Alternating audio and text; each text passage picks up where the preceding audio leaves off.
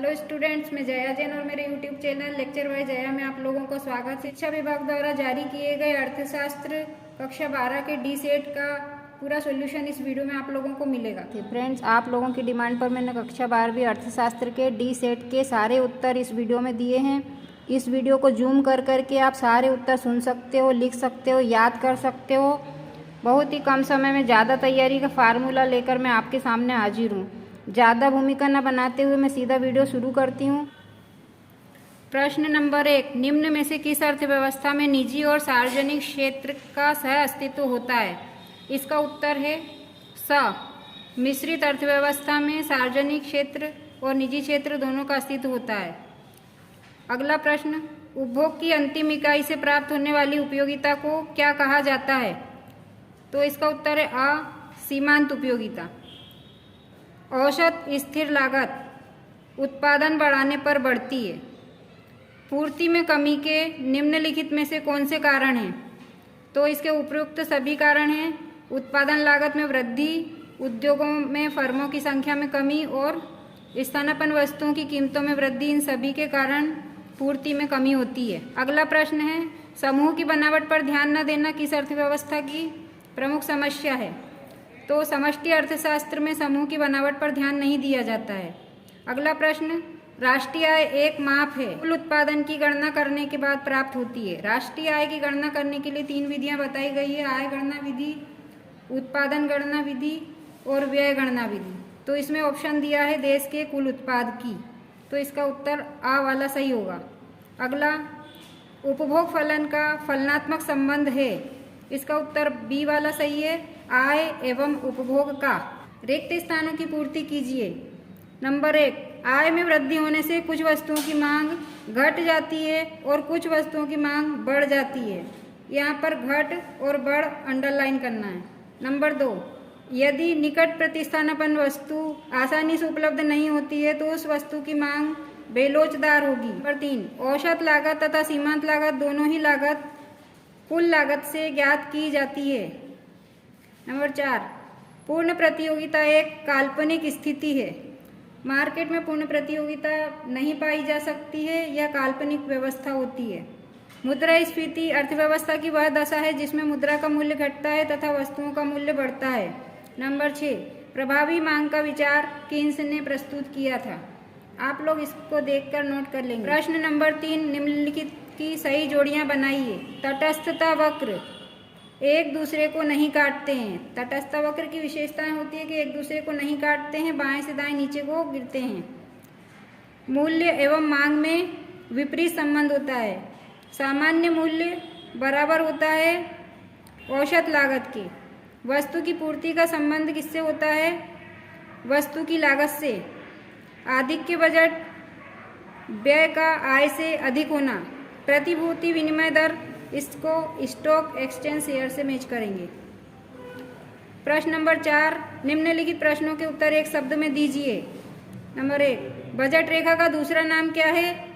Budget रेखा का दूसरा नाम कीमत रेखा है। उत्पादन फलन कितने प्रकार के होते हैं? उत्पादन फलन 2 प्रकार के होते हैं, अल्पकालीन उत्पादन फलन और दीर्घकालीन उत्पादन फलन।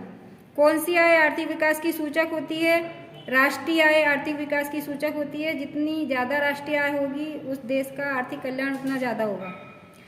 राष्ट्रीय आय का अध्ययन किस अर्थशास्त्र में किया जाता है? समष्टि अर्थशास्त्र में राष्ट्रीय आय का अध्ययन किया जाता है। पूंजी की सीमांत दर किसके बराबर होती है? प्रतिफल की प्रत्याशित दर के बराबर होती है। पूर्ण रोजगार हेतु किस में वृद्धि की आवश्यकता होती है? तो प्रभावपूर्ण मांग में वृद्धि की आवश्यकता होती है। सत्य असत्य, एडम स्मिथ को आधुनिक अर्थशास्त्र का जनक कहा जाता है। सत्य। मांग वक्र को औसतागम वक्र भी कहते हैं, ये भी सत्य है। स्टॉक परिवर्तन एक प्रवाह है। सत्य। 1 - MPC बराबर MPS होता है। सत्य। जिस अनुपात में आय बढ़ती है उसी अनुपात में उपभोक्ता व्यय नहीं बढ़ता है। सत्य। बैंकिंग खाते चालू खाते की मद है, ये भी सत्य है। ये आपको 1 नंबर वाले 1 वर्ड आंसर मैंने इसमें दिए हैं। इसके बाद लघु उत्तरीय प्रश्नों के उत्तर बताएंगे। अर्थव्यवस्था की केंद्रीय समस्याएं क्या हैं? इसका उत्तर है किन वस्तुओं का उत्पादन किया जाए और कितनी मात्रा में किया जाए, उत्पादन कैसे किया जाए, उत्पादन किसके लिए किया जाए। ये अर्थव्यवस्था की केंद्रीय समस्याएं हैं। अगला प्रश्न है, और ये अथवा वाला प्रश्न नंबर 1 का ही अथवा वाला है। आर्थिक क्रियाओं तथा गैर आर्थिक क्रियाओं में अंतर बताइए। अब आपको अथवा वाले प्रश्न को भी यहाँ पे सॉल्व कर लेना है, क्योंकि वार्षिक परीक्षा में किसी भी रूप में ये प्रश्न आ सकते हैं। तो आर्थिक और अनार्थिक क्रियाओं में अंतर आपने 11th क्लास में भी पढ़े थे, फिर भी आप एक बार और देख लीजिए जो आपके लिए काम में आएंगे। आर्थिक क्रियाओं का क्षेत्र संचित होता है, अनार्थिक क्रियाओं का क्षेत्र विस्तृत होता है। नंबर 2 है आर्थिक क्रियाएं आर्थिक उद्देश्य की प्राप्ति के लिए की जाती हैं, जबकि अनार्थिक क्रियाएं आर्थिक उद्देश्य की प्राप्ति के लिए नहीं की जाती, जबकि सामाजिक और राजनीतिक उद्देश्य भी अनार्थिक क्रियाओं से पूरे होते हैं। शिक्षक द्वारा स्कूल में या ट्यूशन पे बच्चों को पढ़ाना आर्थिक क्रिया होती है, क्योंकि उसके बदले में वो रुपए पैसे लेते हैं। शिक्षक द्वारा स्वयं के बच्चों को बिना फीस लिए पढ़ाना अनार्थिक क्रिया होगी। अगला प्रश्न है कुल उत्पाद का अर्थ बताइए, यानी कि कुल उत्पादन का क्या अर्थ होता है। कुल उत्पादन को टोटल प्रोडक्शन बोलते हैं। टीपी से इसको व्यक्त करते हैं। टीपी से अभिप्राय किसी वस्तु के उस कुल उत्पादन से है जो रोजगार के एक निश्चित स्तर से प्राप्त होता है। कुल उत्पादन श्रम की इकाइयों को बढ़ाने से बढ़ता है और घटाने से घटता है, यानी कि उत्पादन बढ़ाना है तो हमें श्रमिक, पूंजी और भवन भूमि आदि पर खर्चा ज़्यादा करना पड़ेगा। प्रश्न नंबर 4 अल्पकाल अवधि से क्या अभिप्राय है। ये अभी दीर्घकाल अवधि का प्रश्न आया था अर्धवार्षिक परीक्षा में। अल्पकाल वह अवधि है जिसमें उत्पादन की स्थिर लागतें परिवर्तित नहीं की जा सकती, केवल परिवर्तनशील लागतों को ही परिवर्तित किया जा सकता है। भूमि भवन को बदला जाएगा बार बार तो उत्पादन ठीक से नहीं होगा। कोई भी दुकान ठीक से तब चलेगी जब वहाँ पे एक स्थिर जगह पर रहकर उसको चलाया जाएगा। तो अल्पकाल में स्थिर साधनों में परिवर्तन नहीं किया जा सकता है। अगला प्रश्न है एक पूर्ण प्रतिस्पर्धी बाजार में श्रम की इष्टतम मात्रा किस प्रकार निर्धारित होती है। यह प्रश्न बहुत ही सिंपल है, इसे चित्र की सहायता से समझेंगे तो आसानी से समझ में आएगा। जैसे कि आप स्क्रीन पर देख रहे हैं, तो श्रम का मांग वक्र जिस बिंदु पर श्रम के पूर्ति वक्र को काटता है वह ई बिंदु श्रम का इष्टतम बिंदु कहलाता है। और जहाँ मांग और पूर्ति दोनों बराबर होती है वहाँ पर श्रम की मात्रा निर्धारित होती है। तो इसका उत्तर देखकर लिखना है। कम समय में थोड़ा सा समझा रही हूँ, लेकिन आपको लिखकर, देखकर, सुनकर ही याद करना है। संतुलन मात्रा क्या होती है। संतुलन मात्रा को संतुलन कीमत या साम्य मूल्य भी कहा जाता है। जिस बिंदु पर वस्तु की मांग उसकी पूर्ति के बराबर होती है वह साम्य बिंदु कहलाता है। जिस कीमत पर क्रेता वस्तु को खरीदने को तैयार हो जाए और विक्रेता वस्तु को बेचने को तैयार हो वह कीमत संतुलन कीमत या संतुलन मात्रा कहलाती है। अब यहाँ कन्फ्यूजन ये है कि पूछा गया संतुलन मात्रा और किताब में दिया गया है कि संतुलन कीमत किसे कहते हैं, तो कन्फ्यूज नहीं होना है, दोनों के उत्तर बराबर हैं, एक जैसे उत्तर हैं। आपको ये याद करके दोनों का उत्तर लिख सकते हो। अगला प्रश्न है श्रम बाजार में मजदूरी का निर्धारण कहाँ होता है। जिस प्रकार एक वस्तु की कीमत उसकी मांग एवं पूर्ति के अनुसार निर्धारित होती है, उसी प्रकार श्रम बाजार में मजदूरी की दर भी श्रम की मांग और श्रम की पूर्ति द्वारा निर्धारित होती है। एक उत्पादक श्रमिक को उसकी कार्य क्षमता के आधार पर मजदूरी देता है। जहां श्रम की मांग और पूर्ति दोनों बराबर होती है वहीं श्रम बाजार में मजदूरी का निर्धारण होता है। अब इस पेज के जितने 3 प्रश्न हैं, तीनों प्रश्न लगभग एक जैसे हैं, यानी कि श्रम बाजार में इष्टतम मात्रा कैसे निर्धारित होती है, संतुलन मात्रा क्या होती है, या फिर श्रम बाजार में मजदूरी का निर्धारण कहाँ होता है। तो तीनों के उत्तर लगभग एक जैसे हैं कि जहाँ पर मांग और पूर्ति एक दूसरे को काटती है या मांग और पूर्ति दोनों एक बराबर होती है, बिंदु मात्रा को निर्धारित करता है। वह मात्रा श्रम की इष्टतम मात्रा हो सकती है, संतुलन मात्रा हो सकती है, या मजदूरी का निर्धारण हो सकता है। तो इस पेज के तीनों प्रश्न के उत्तर एक जैसे हैं। अगर आपने एक को भी अच्छे से समझ लिया तो आप 3 के उत्तर लिख सकते हो। अगला प्रश्न है सामान्य मूल्य किसे कहते हैं। सामान्य मूल्य एक स्थायी और दीर्घकालीन मूल्य होता है जो मांग और पूर्ति के स्थायी संतुलन द्वारा निर्धारित होता है। इसमें मांग की अपेक्षा पूर्ति अधिक प्रभावी होती है। जिन वस्तुओं को पुनः उत्पन्न नहीं किया जा सकता उनका कोई सामान्य मूल्य नहीं होता है। यदि बाजार मूल्य का प्रश्न आ जाए तो उसको भी इसके आधार पर इसका उलट करके लिख सकते हैं कि बाजार मूल्य स्थायी नहीं होता है, उसमें मांग की अपेक्षा पूर्ति अधिक प्रभावी नहीं होती है, यानी कि मांग प्रभावी होती है। तो आपको थोड़ा सा उस पर भी ध्यान देना है कि बाजार मूल्य किसे कहते हैं। अभी सामान्य मूल्य पूछा है, हो सकता है वार्षिक परीक्षा में बाजार मूल्य या सामान्य मूल्य दोनों में से किसी को भी पूछा जा सकता है। आय का चक्रीय प्रवाह क्या है। अर्थव्यवस्था में उत्पादन, आय और व्यय के चक्र को चक्रीय प्रवाह कहते हैं। फर्मों द्वारा वस्तुओं और सेवाओं का उत्पादन किया जाता है। पारिवारिक क्षेत्र उससे आय अर्जित करता है, आय के अनुसार व्यय करता है और फिर पुनः उत्पादन करता है। ऐसी प्रक्रिया चलती रहती है, इसे आय का चक्रीय प्रवाह कहते हैं। अगला प्रश्न है हस्तांतरण भुगतान किसे कहते हैं। सरकार द्वारा किया गया भुगतान जिसके लिए कोई वस्तु या सेवा प्रदान नहीं की जाती, इसे हस्तांतरण भुगतान कहते हैं, जैसे छात्रवृत्ति, शादी का खर्चा, उपहार, भत्ता आदि। अगला प्रश्न है राष्ट्रीय आय के लाभ को समझाइए। राष्ट्रीय आय के लाभ निम्नलिखित हैं। किसी देश की राष्ट्रीय आय उस देश के आर्थिक कल्याण की माप होती है, यानी कि राष्ट्रीय आय जितनी अच्छी होगी देश का आर्थिक कल्याण उतना ही अच्छा माना जाएगा। नंबर 2, राष्ट्रीय आय सरकार की नीतियों में सहायक होती है। नंबर 3, विभिन्न देशों में कृषि, उद्योग, व्यापार आदि की प्रगति का पता चलता है। राष्ट्रीय आय ज़्यादा है अर्थात उनकी कृषि और उद्योग, व्यापार आदि अच्छे से फल फूल रहे हैं। नंबर 4, इससे सामाजिक असमानता को भी दूर किया जा सकता है। वैसे तो राष्ट्रीय आय के 2 लाभ पूछे थे, लेकिन 4 भी बता देंगे, कोई दिक्कत नहीं है। कभी 3 नंबर या 4 नंबर में भी ये प्रश्न पूछा जा सकता है, इसलिए आपको चारों पॉइंट याद करना है। अगला प्रश्न है, दोहरी गणना की समस्या से कैसे बचा जा सकता है।